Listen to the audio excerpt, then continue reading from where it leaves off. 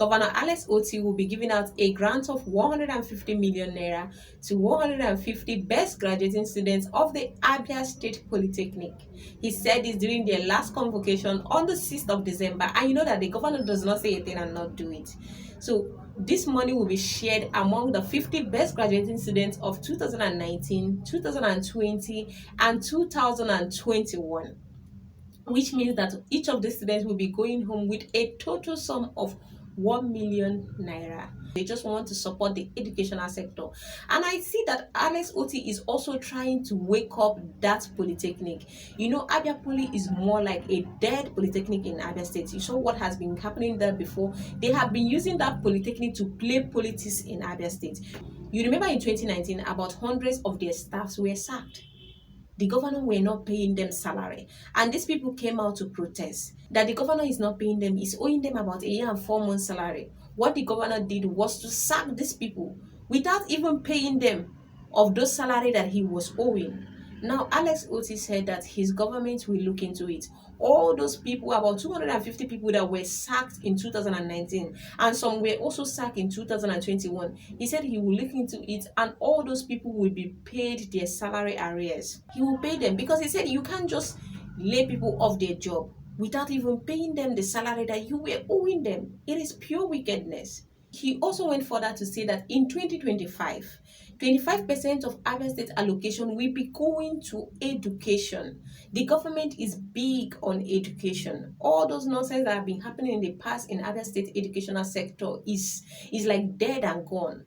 Owing of salaries and all those rubbish will no longer continue in Abia State. Also, the governor has flagged off the reconstruction of a federal road in Abia State. This is not a state road. That road has been barred, and all the previous governors, what they have been saying is that it is the duty of the federal government to build that road. It doesn't belong to the state. You know, the road that connects Abia Towa to Onimo. That's the road that connects Abia State to Imo State. It has been a bad road for a very long period of time.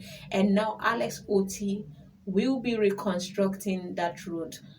And he has also seek approval from the federal government so that they can work together on this project.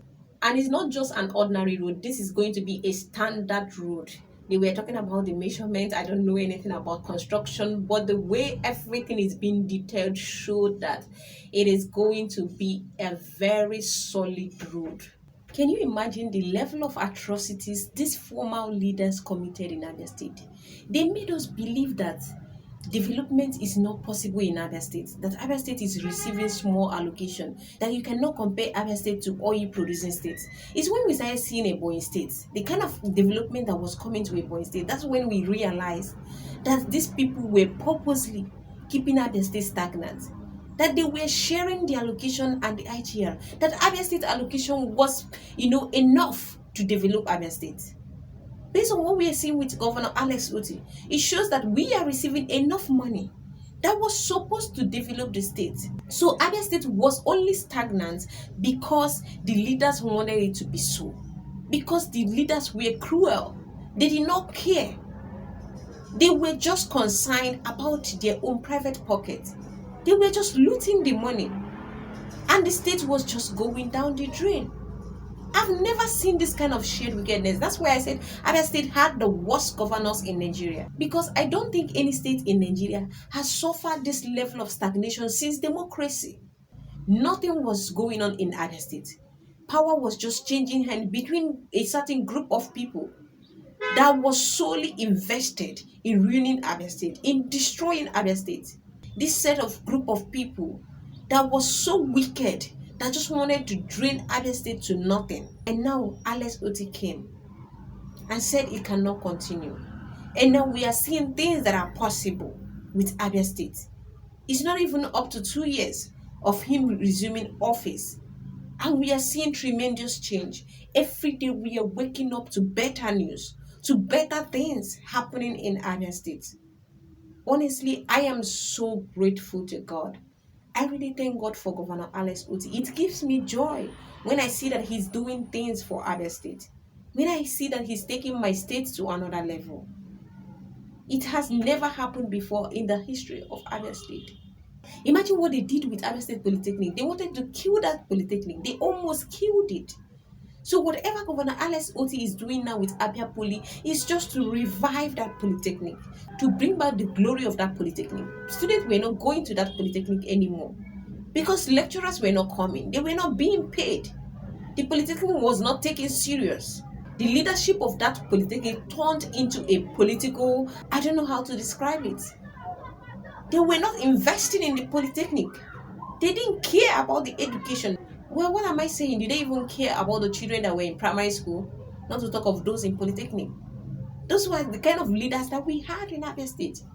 Very set of hardened, wicked criminals. But thank God for what is happening right now.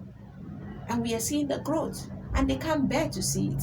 And also in the issue of the airport, I told you in my previous video that Alex Otti wants to build an international airport in Abia State. Now all the communities have come to agreement. You know, before some of the communities were like the governor did not pass through the right people when it comes to giving out their lands. Now everybody is in unity. There's nobody that is being left out.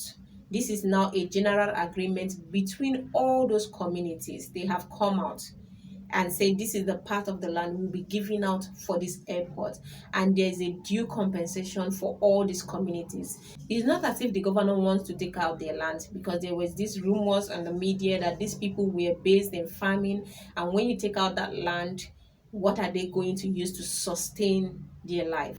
It is not like the way the media presented it. This is a unanimous agreement between these communities and the governor, and they also have places to farm. They still have enough farmland. It's not as if the governor is just taking out their source of livelihood. It's not a forced something.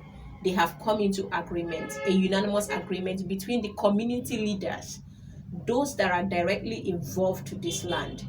They have come to agree that the governor should continue with what he wants to do with those parts of the land, and they will be duly compensated. Apart from that, they also have lands where they can continue with their farming. So the governor is not trying in any way to forcefully take any land from anybody in Abia State. So the governor is just doing beyond our expectation. We never knew that this kind of thing can be possible with the leadership of Governor Alex Otti, but he's showing us what can be achieved in Abia State. He's showing us that Abia State IGR and allocation is enough to develop Abia State. Before, we think Abia was not getting anything. Maybe that's why the state was not developing. But they were actually getting allocation from the federal government. But the problem is that a group of people were sharing this money, and there was no form of development coming to the state. The state was stagnant for 24 years, and this group of people were okay with it. But now Governor Alex Otti says enough to bad governance. And he's showing us what leadership looks like, and we are so grateful to Governor Alex Otti for turning Abia State around. God bless the governor, and God bless Abia State.